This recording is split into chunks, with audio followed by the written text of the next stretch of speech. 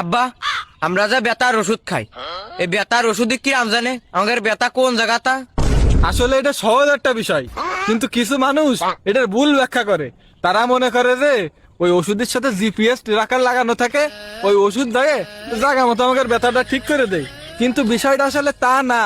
আমরা যখন ডাক্তারের কাছে যাই ওই যে আমাকে সমস্যার কথা কই না যে আমাকে ওই জায়গা ব্যথা ওই জায়গা ব্যথা, তখন ওই ওষুধই ওইটা শুনিয়ে ফেলাই দেই, দিয়ে ওই ওষুধ জায়গা মতো দেয় আমাদের ব্যথাটা ঠিক করে দেয়। আব্বা আমার আর একটা প্রশ্ন, কি প্রশ্ন বাজান? 365 দিন কি এক বছর? না, এই জায়গায় একটা ভুল আছে। আর এই ভুলটা করেছে যারা এটা আবিষ্কার করেছে। আমরা কি জানি 1 বছর সমান 365 দিন, আর 365 দিন যদি হয় তাহলে 365 রাতও।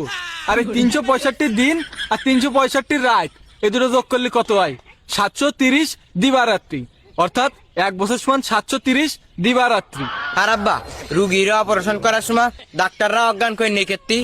আসলে আমরা সবাই মনে করি যে ওই রুগীর মনে হয় ব্যথা লাগবে না, সেই জন্য ডাক্তাররা অপারেশন করার সময় ওই রুগীরা অজ্ঞান করে নেই। কিন্তু বিষয়টা আসলে তা না।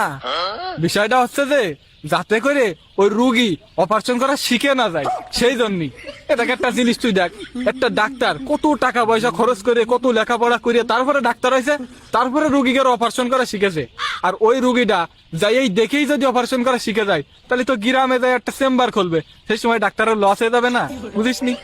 আর আমারও ছোটবেলায় একটা অপারেশন করিল, তা আমারও অজ্ঞান করার মেলা চেষ্টা করিল, কিন্তু আমিও অজ্ঞান হইলাম না।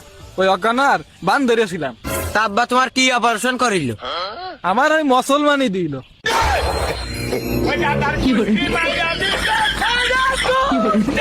Quack, quack, quack.